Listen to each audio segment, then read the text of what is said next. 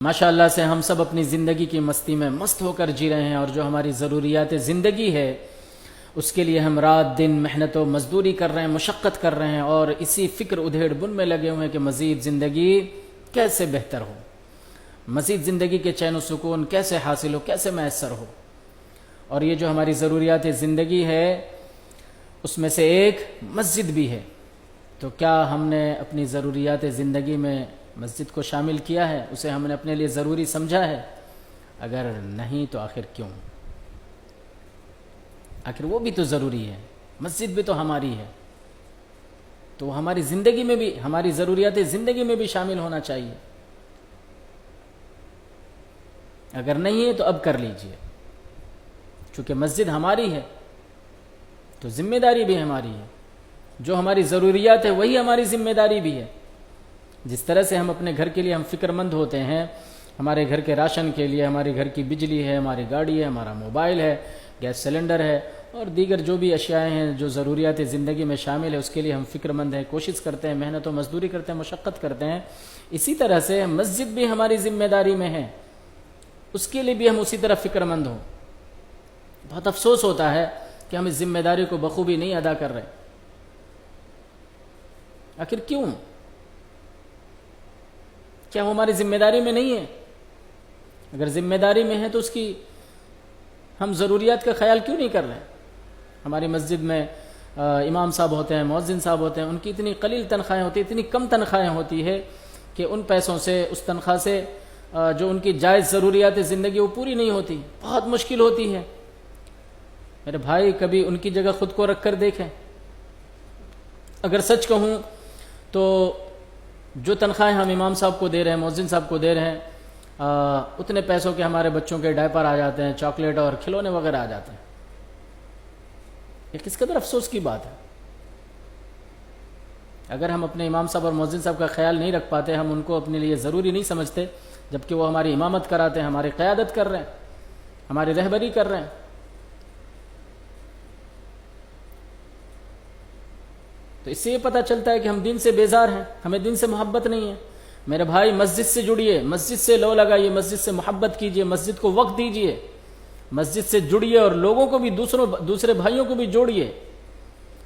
اپنی مشکلات کا حل مسجد سے تلاش کیجیے، مسجد کو اپنے لیے ضروری سمجھیے۔ اگر ممکن ہو تو مسجد میں ایک عدد لائبریری بنائیے، ڈسپنسری بنائیے، مسجد میں بچوں کی تعلیم و تربیت کا انتظام و انصرام کیجیے۔ مسجد کو بھی اپنی زندگی کی ضروریات میں شامل کیجیے۔ جس طرح آپ اپنے گھر کے لیے فکر مند ہیں، اسی طرح مسجد کے لیے بھی فکر مند ہوں۔ آخر وہ ہماری ذمہ داری ہے، اور ہم نہیں کریں گے تو آخر کون کرے گا؟ یا پھر وہ ضروری نہیں ہے؟ اور اگر وہ ضروری ہے تو پھر ہم کیوں اپنی ذمہ داری کو بخوبی نہیں ادا کر رہے، نہیں نبھا رہے؟ بڑے برے حالات ہیں، کئی مہینے گزر جاتے ہیں، امام صاحب کو تنخواہیں نہیں ملتی، مؤذن صاحب کو تنخواہیں نہیں ملتی۔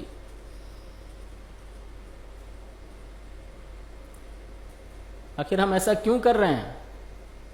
میرے بھائی اگر آپ 5,000 روپے کماتے ہیں تو کم از کم 125 روپے مسجد میں جمع کیجیے، مسجد میں دیجیے، مسجد کی فنڈ میں جمع کیجیے۔ اگر 10,000 کماتے ہیں تو 250 روپے دیجیے، اور اگر آپ 20,000 روپے کماتے ہیں تو 500 روپے مسجد میں دیجیے۔ اسی طرح سے اللہ نے جس طرح آپ کو وسعت دی ہے، طاقت دی، قوت دی ہے، 1,000، 2,000، 500، 5,000، 10,000، جو کچھ بھی ہے آپ سے بن پڑتا ہے، آپ مسجد کی فنڈ میں جمع کیجیے۔ اپنے امام اور مؤذن صاحب کا خیال کیجیے، اپنی مسجد کی ضروریات کا خیال کیجیے، اور اپنی مشکلات کا حل مسجد سے تلاش کیجیے۔ اور ہر مسجد میں بچوں کی تعلیم و تربیت کا انتظام و انصرام ہونا چاہیے۔ مسجد کے ماحول کو بہتر بنائیے۔ جب آپ مسجد سے جڑیں گے تو انشاءاللہ آپ کی زندگی مزید بہتر ہو جائے گی۔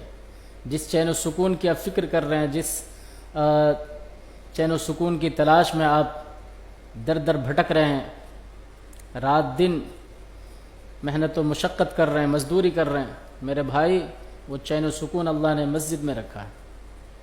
دنیا کی سب سے اچھی جگہ اگر کوئی ہو سکتی ہے تو وہ مسجد ہے۔ اور دنیا کی سب سے بری جگہ اگر کوئی ہو سکتی ہے تو وہ بازار ہے. لہذا مسجد کی عادت ڈالیں، اپنی زندگی کو مسجد کا عادی بنائیں، مسجد کو اپنی عادت میں شامل کریں. ضروریات تو بہت دور کی بات ہے، پھر دیکھیں زندگی میں کیسے مزہ آتا ہے. اللہ تعالی ہمیں عمل کی توفیق عطا فرمائے.